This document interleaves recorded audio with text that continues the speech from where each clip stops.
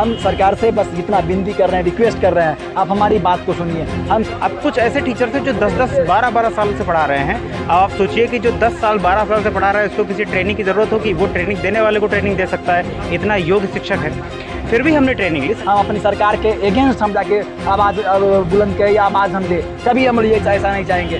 तो आखिर हम कहाँ जाएं? हम लोग शिक्षा मंत्री के पास जा रहे हैं, वो कोई हमको कंक्रीट रीजन नहीं बता रहे हैं, कोई सॉलिड रीजन नहीं दे रहे हैं, वो मिलना तक नहीं चाह रहे हैं। नमस्कार, मेरा नाम अमर प्रताप सिंह है। मैं उत्तर प्रदेश के हरदोई ज़िले से आया हूँ और मैंने भी इस NIOS से ही डीएलएड किया हुआ है, जैसे बाकी सभी यहाँ पे शिक्षक लोग हैं उन सब ने किया है। और इस डीएलएड कोर्स को करने के लिए जो इसकी अर्हता थी वो थी आपने 12वीं में 50% अंक प्राप्त किए हों और आप मिनिमम किसी न किसी विद्यालय में, जो कि विद्यालय की जो परिभाषा है वो RTA एक्ट 2009 के सेक्शन 2 क्लॉज N में लिखी हुई है। उस परिभाषा में जो विद्यालय है आप उसमें किसी न किसी विद्यालय में मिनिमम 2 वर्षों से पढ़ा रहे हों, मिनिमम। अब कुछ ऐसे टीचर्स हैं जो 10-10, 12-12 साल से पढ़ा रहे हैं। अब आप सोचिए कि जो 10 साल 12 साल से पढ़ा रहा है उसको किसी ट्रेनिंग की ज़रूरत होगी, वो ट्रेनिंग देने वाले को ट्रेनिंग दे सकता है, इतना योग्य शिक्षक है। फिर भी हमने ट्रेनिंग ली। सरकार ने कहा कि ये फोर्सफुली है, आपको करना पड़ेगा, अगर आप नहीं करते तो हम आपको स्कूल से बाहर कर देंगे। तो हमने ट्रेनिंग की और सरकार ने ये भी बोला कि इस ट्रेनिंग को करने के बाद में आप किसी भी पूरे देश में किसी भी विद्यालय में और किसी भी राज्य के किसी भी विद्यालय में आप अप्लाई कर सकते हो फॉर अ टीचर, और किसी भी स्कूल के लिए अप्लाई कर सकते हो। किसी भी स्कूल का मतलब होता है कोई प्राइवेट स्कूल, कोई एडेड स्कूल या कोई सरकारी स्कूल। और जैसे ही जब 2022 में केंद्रीय विद्यालय का नोटिफिकेशन आता है प्राइमरी टीचर के लिए, मैंने उस नोटिफिकेशन को पढ़ा, मैंने उसमें अप्लाई किया और पोस्ट पर मेरा सिलेक्शन भी हुआ। मैंने प्री निकाला, उसके बाद मेंस में इंटरव्यू था, मैंने इंटरव्यू भी पास किया और फाइनल जो रिज़ल्ट है उसमें मेरा नाम है। लेकिन जिस दिन रिज़ल्ट आता है केंद्रीय विद्यालय का, जो कि 28 नवंबर 2023 को, और उसी दिन सुप्रीम कोर्ट एक ऐसा वर्डिक्ट देती है जिसमें कहती है कि जो NIOS का कोर्स है ये 24 महीने के कोर्स के बराबर नहीं है, क्योंकि 18 महीने की फ़िज़िकल टाइम लिमिट में कराया गया था, इसलिए इसको फ्रेश वैकेंसी में हम नहीं लेंगे, कंसिडर नहीं करेंगे।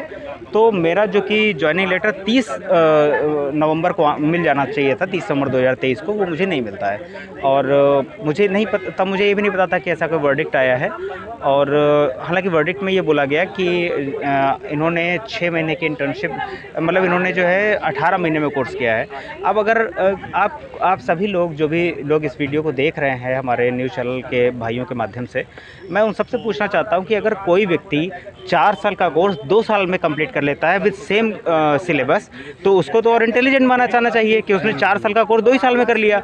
हमने 2 साल का कोर्स 18 महीने में कर लिया, तो वो उल्टा हमको पनिशमेंट मिल गया इस बात का। यानी कि हमें अप्रिशिएट करने के बजाय कोर्ट ने हमको बाहर निकाल दिया, पनिश कर दिया। यानी हमारे पास 2 साल का एक्सपीरियंस था, मिनिमम 2 साल का एक्सपीरियंस था ही। उसके अलावा हमने डिप्लोमा में भी किया 18 महीने का, और उस 18 महीने के डिप्लोमा में हम लोगों ने 6 महीने की इंटर्नशिप भी की, उसके भी मार्क्स उसमें जो एडेड है।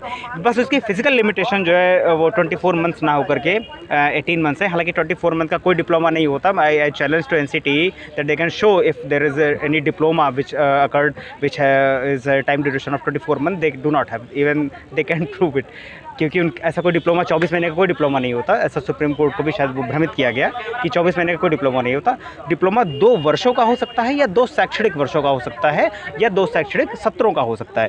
मेरा जो 18 महीने कोर्स है वो 2 शैक्षणिक वर्षों की अवधि में भी कंप्लीट बैठता है, 2 शैक्षणिक सत्रों की अवधि में भी कंप्लीट बैठता है। यानी कि हमने पूरा डिप्लोमा वही ओरिजिनल कोर्स किया है with same syllabus, same curriculum, वही हमने डिप्लोमा किया है। लेकिन उस करने के बाद भी सुप्रीम कोर्ट को इस तरीके से भारत सरकार के वकीलों ने और NCTE के वकीलों ने भ्रमित किया सुप्रीम कोर्ट को, और सुप्रीम कोर्ट को भ्रम में पढ़ करके ऐसा उन्होंने डिसीजन दिया कि ये डिप्लोमा फ्रेश वैकेंसी के लिए मान्य नहीं है। और हम लोग जिनको जॉइनिंग लेटर बस मिलने ही वाला था, जैसे मैं केंद्रीय विद्यालय से हूँ, ये सर जो है वे BPSC पास हैं बिहार में, और इनको भी बिहार सरकार में जो BPSC के थ्रू टीचर्स वैकेंसी आई थी उसमें जॉइनिंग लेटर मिलना था।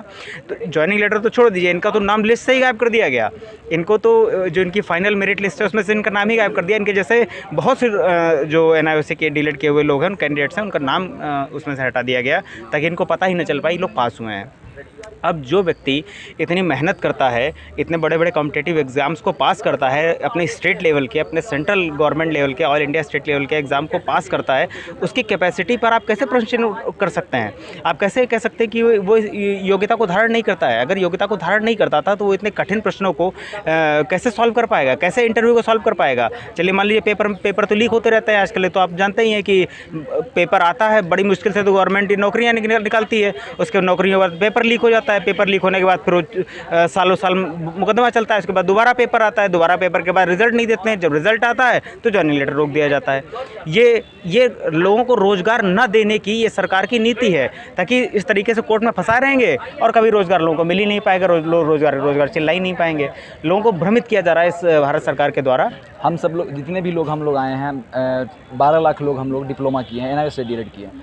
अब डीएलएड करने का 17-19 में हम लोग डीएलएड किए, 7 साल बाद हमारी डिग्री इनवैलिड हो गई है। हम सब लोग जंतर मंतर शिक्षा मंत्री जी के यहाँ हर एक जगह हम लोग जाते हैं। कल हम लोग NIOS के पास भी गए थे। NIOS बस हम लोग को मौखिक बोल रहा है कि मतलब मुंह से बोला जा रहा है कि हमारी वो मदद कर रहे हैं और हमारे साथ है, लेकिन अब कब तक मेरे साथ अगर हैं तो हम लोग तो कोर्ट में केस फाइल कर रहे हैं, वहाँ भी हमारा नहीं सुना जा रहा है, तो आखिर हम कहाँ जाएँ? हम लोग शिक्षा मंत्री के पास जा रहे हैं, वो कोई हमको कंक्रीट रीज़न नहीं बता रहे हैं, कोई सॉलिड रीज़न नहीं दे रहे हैं, वो मिलना तक नहीं चाह रहे हैं। उसके साथ साथ हम लोग जितने भी लोग हैं, MHRD जा रहा है, NCT जा रहा है, NIOS के पास जा रहे हैं, वो बस दिलासा दिलाते हैं कि हम तुम्हारे साथ हैं, कोर्ट में तुम्हारे साथ होंगे, हमारी वकील जाएगी, लेकिन हम लोग सब लोग मिसलेनियस फाइल करने के लिए बोल रहे हैं। तरह तरह का जो भी हम जितना हमारी नॉलेज है कोर्ट के बारे में, तो बहुत ज़्यादा नॉलेज हम लोग के पास है नहीं, लेकिन जितना नॉलेज है हम लोग जो बात बताते हैं उस पर भी वो एग्री नहीं होते हैं और वो हमारी मांगों को पूरा करने को तैयार नहीं है। हम सब लोग विपक्ष के पास भी गए हैं, विपक्ष से हम लोग को पूरा आशा और विश्वास है हम लोग सब लोग को कि विपक्ष हमारी इसमें मदद करेगी। हम सब लोग विपक्ष पक्ष दोनों तरह से हम सब लोग जितने भी स्टूडेंट हम सब लोग टीचर हैं और सभी जगह कहीं ना कहीं हम लोग कार्यरत है। हम सब लोग चाह रहे हैं कि हमारी मांगों को पूरा किया जाए, हमारी बातों को सुना जाए। हम सब लोग ये कदापि नहीं चाहेंगे कि हम लोग अपनी मान मर्यादा, हम लोग शिक्षक हैं,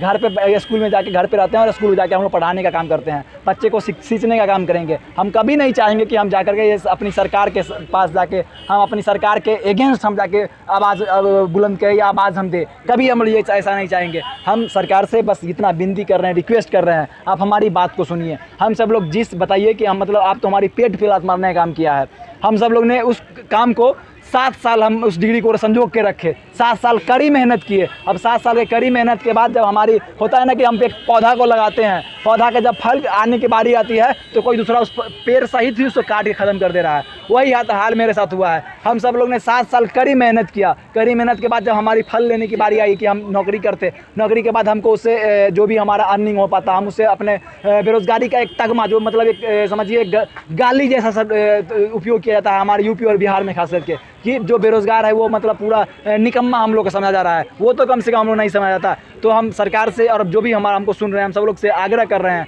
आप हमारी बातों को मानिए। हम सब लोग शिक्षक हैं, हम सब लोग कल को लौट जाएंगे। हम लोग कभी नहीं चाहेंगे कि हम रोड पे आके और अपने गवर्नमेंट के खिलाफ, जो चुनी हुई गवर्नमेंट, हम लोग डेमोक्रेटिक कंट्री में है और चुनी हुई गवर्नमेंट को हम जाके उसके खिलाफ कोई भी आवाज़ बुलंद करें, कभी नहीं चाहेंगे। आप हमारी बात को समझिए। जो हम लोग जानते हैं, आप मिसलेनियस फाइल कर सकते हैं, या आप हमसे ज़्यादा बेहतर, आपके पास एडवोकेट जनरल है, आपके पास तमाम तरह के एडवोकेट है, वकील है, वकीलों का हुजूम है आपके पास, आप हमारी मदद कीजिए। हम सब लोग जितना गरीब है हम लोग हैं, ये वकील का महंगा फ़ी भी नहीं दे सकते हैं। अगर हम लोग चंदा कलेक्ट करके भी अगर कोई फ़ी भी देने की कोशिश करते हैं तो उसमें भी हम सब लोग को जज साहब ही सुनने को नहीं आते हैं, वो सुनने से पहले ही वो डिनाई कर देते हैं। हम कहाँ जाएँ, अब किसके पास जाए? सत्ता पक्ष विपक्ष सबके पास हम लोग जा रहे हैं। सबसे यही विनती है कि हमारी बात को सुना जाए और हमारी जो है ना सर्टिफिकेट हमारी वैलिड किया जाए। इसके बाद जो हमारी डिग्री मिलने वाली थी, नौकरी मिलने वाली थी, उस नौकरी को हमको दिया जाए।